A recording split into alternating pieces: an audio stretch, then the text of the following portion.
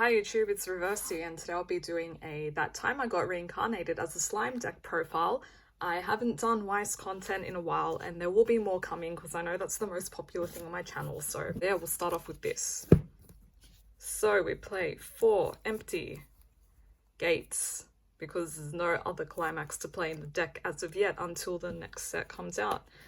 Then we also play 4 pants for our Shizu level 1 combo. So this is a very stock standard build. Yeah, it's the majority build that most people play for slime. So our main level 3 is Shizu. So when you put the level 1 Shizu in memory, it gives this Shizu an early play effect. So if you have 2 of the level 1 Shizu in memory, you can early play this. Also on play heal.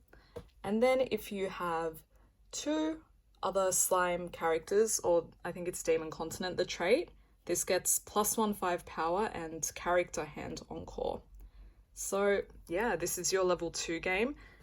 I recommend not playing this just because you can. I would play it like if you're 2/6 for example and you want to heal down, but the thing to remember with this card is that it does decompress you. So if you can refresh your deck before playing this at level 2, highly recommended. If your stock's dirty, yeah, sure, play it. If it's clean, then yeah, just be mindful. Just because you can play an early play heal does not mean you have to. Because the main goal of this deck is to have clean stock and extremely tight compression. So that won't happen if you just play certain cards willy-nilly, but we'll get more into that. Next, we have another early play heal, which is a 2 or less climax in waiting room. This card during your turn gets +2k power, and also it is a heal to stock.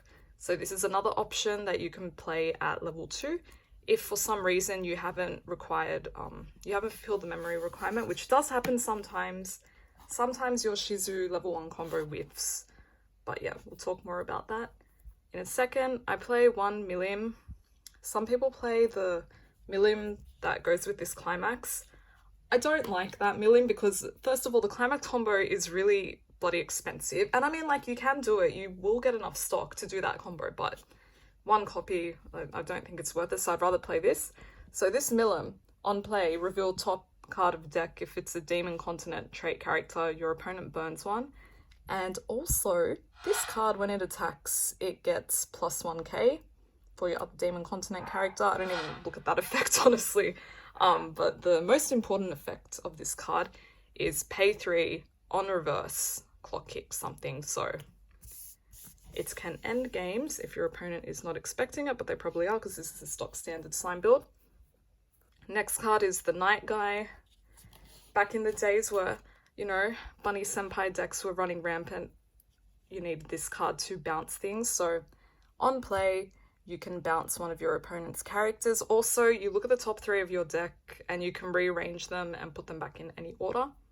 It also has a secondary effect, which is pay 1, give a Demon Continent character +1 soul. So that could be relevant if you're versing decks with money counters or rest counters or something.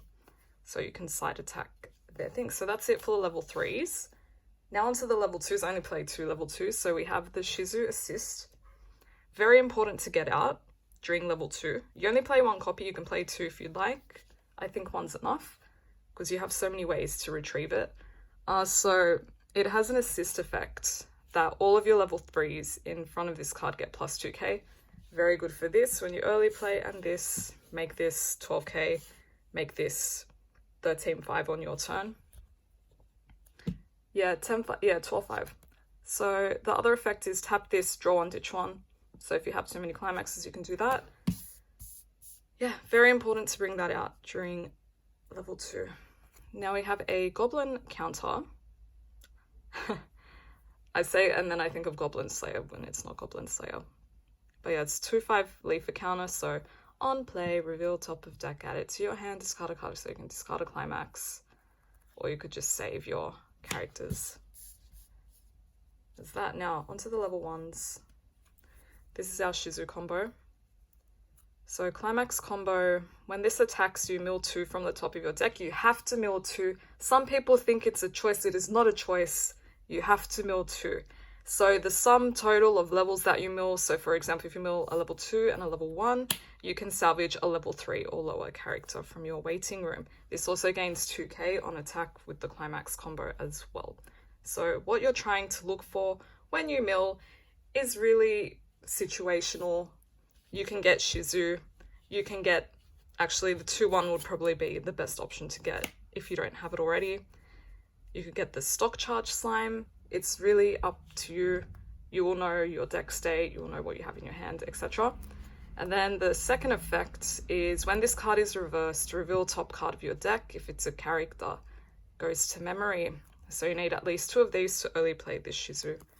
Generally it works out, but I've had games where, you know, reveal climaxes all day, every day. But you know, that's just Weiss, happens sometimes.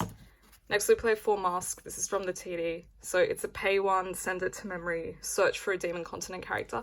This is also a card that you don't need to hoard it in your hand at turn 0 or turn 1. You don't need to hoard it at all because you have a bonder to it. You also do not need to play this card if your stock is clean. Unless your hand is like bricked or something, there's really no point. So I guess the main thing to remember with this deck is just because you have a lot of stock and you can send a lot of things to memory and play a lot of early plays does not mean you should, because your ultimate goal is to have a lot of clean stock and a very, very compressed deck. And if you just keep playing these for no reason, you're going to decompress yourself. So yeah, just be mindful with this. Don't need to hoard, there's a bonder. Don't need to play if you don't have dirty stock, really. So yeah, there's that. Next we play 2 of this fairy girl. So you pay 1, you pull out a level 1 or lower, no, it costs 0 card from your waiting room. Then at the end of your turn, the card that you summon goes to memory. One very, very, very important thing about this card is if your summon card crashes into something, right, that card does not go to memory because this is at the end of your turn. By the end of your turn, that card will already be into waiting room, so you cannot put it into your memory. So that's something to be mindful of. Yeah, summon things that can kill other things so you get the memory effect. Otherwise, you just paid 1 stock for no reason. You decompress yourself. So yeah, we play 2 of these. We play 1 of this guy. So he's just a 7/5 beat stick on your turn because some decks play walls and this deck doesn't really have a lot of power at level 1. So you generally use the fairy to pull this out and then send it to memory afterwards. We have Rimuru. So when you use an active ability, this gains the effect on reverse. When you reverse your opponent's character, this gets a blind stock. So it can also be pulled out with the fairy and just stock charges you, really. So remember that you need to use an act effect, so you can use a brainstorm, or you can use this slime card that I will talk about right now.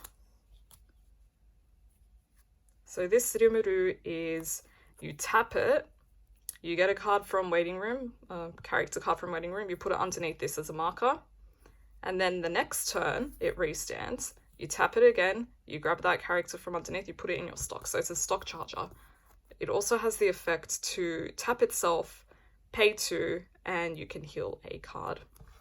So yeah, you generally use that to trigger that, and then yeah, you get a free stock. And then you get another free stock during the other turn. At level 0s, we play 3 Brainstorm. I'm not a fan of playing 4 Brainstorm just because 3 is a consistent enough number unless you're, you need a climax combo or this is your main card, because they don't really play finisher. We're just healing this deck. So hopefully that changes in set 2. I would like an actual finisher, that would be great. But yeah, this is a salvage Brainstorm, and also on play, neg 500 from one of your opponent's characters, so it's good if they have annoying level 0 characters. You can just kill them off the board straight away. I don't know, I'll try and push this down a bit. We're going to run out of room, but I'll do a pan over once we're done. We play 3 free runners. That can be a tongue twister. 3 free runners, yeah. So self-explanatory, 2k, it can run, it can outmaneuver your opponent's characters because you kind of want to go aggro at level 0 with this deck. just because you don't have a finisher, so you really cannot be behind. Otherwise, like, what are you gonna do, right? You're behind, your opponent's at like 2-0, you're at 3-0. What are you gonna do? Heal? You can't heal, you're at 3-0. What are you gonna do? Clock kick. That doesn't really matter at this point. So you need to be aggro with this deck and yeah, attack 3 times. I mean, I feel like that's self-explanatory. Attack 3 times when you can, every turn. Obviously not turn 1 or 2, unless you have the means to do it on turn 2, then go ahead. But yeah, do not play conservatively with this deck. Just try and deal as much damage as you can in early game, because if you fall behind, you're stuffed. That's all. Okay, here's our bonder to our mask. Another very important thing. See, like, this is from me seeing other people play the deck and me playing the deck myself, where people try and use the card effects to their advantage when that's not actually how you use the card effects. So I've seen someone try and use this card and this card incorrectly against me. So this card, you must mill 2. This card, when you discard a card to search for your mask, it has to be a character card. You cannot discard a climax. The fairy thing, someone taught me. So yeah, so that's why I'm saying it. So you don't make the same mistakes that I and other people have made. So yeah, you bond to the mask. So that's why I was saying before, you don't need to hoard the mask in your hand because you have a bonder to it. Also, this card on play, it gains 1/5, so you have a 3/5 beat stick at level 0, which is very, very handy because a lot of people like to play very strong vanillas. Our next card, this is one that you don't usually see at 3. I just run it at 3 because I think it's a very, very useful card, especially since we don't run a lot of red. We have 4, 7, 8 red cards. Actually 9, but I haven't gotten to the 9th one yet. So on play, you can choose what effect you want to trigger first. You can either reveal the top of your deck, add a card to hand, and then ditch a card first, or you can discard a climax and salvage a character. So what usually happens in this deck is, hey, I drew into this million, and look, I don't have red in my level zone because I barely play any red. So we have 3 of this card. Just discard it, grab a Shizu, grab a fairy, grab this slime. I usually like to have this slime at turn 1 so I can start stock charging. Grab whatever you want because you don't want this in your hands, because usually you can't play it, you don't have red. It's okay for this million to be red at the end game because by then you'll already have a red in level, which is generally going to be a brainstorm. So yeah, but this is why I play 3 of this. And it's my favorite card. It's got him in slime form and he's just chilling out having some tea. This is why I love this deck. There's like, how many slime cards? 1, 2, 3. And by slime, I mean his slime form. When this set first got announced, I wanted to make a slime form waifu deck, but it's not enough cards to do that. So we have to play him in his human form too, which is cool. So yeah, this is on Waiting Room, a Katsuki. So discard a card from your hand, look up to 4, grab a level 1 or higher and add it to your hand. Also, if you have 2 other characters, this gains 1k, so it can be a 2/5 beater. Usually you just play this if you need the mill. Because, again, you don't want to brainstorm and waste stock for no reason. We also play 2 Riki. So this is a search Riki. So pay 1, clock 1, search for a level 1 or lower character. It also has the effect of you discard a card from your hand and then you can bounce one of your opponent's level 0 cards back to their hand. I would not recommend using this effect because it's a neg 1 and your opponent does not neg 1 because it goes back to their hand. But if there's some really, really annoying card that you just can't kill at 0 and it's a chaser, like the first thing that comes to mind is the Goblin Slayer from Goblin Slayer, hey, that chases you and it's 3/5 and you can't side it. Or can you? I don't remember. But it's an annoying card. So, I mean, in those cases, yes, you can use it, but I would not recommend it because it's negging you. But the good thing about this card is you can discard a climax. So if you're flooded and you have no way to take him out, sure, go ahead. Deal an extra damage. So yeah, that's the Riki there. And last card of the deck is a Millium. She is a bomb and also a stock swap. So it's a pay 3 stock swap. Really, if you wanted. And I'm only not playing 3 because I don't have 3 and I don't want to buy 2 more since the new set's coming out.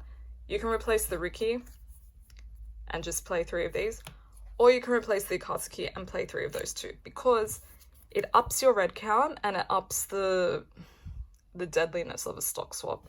So there's that.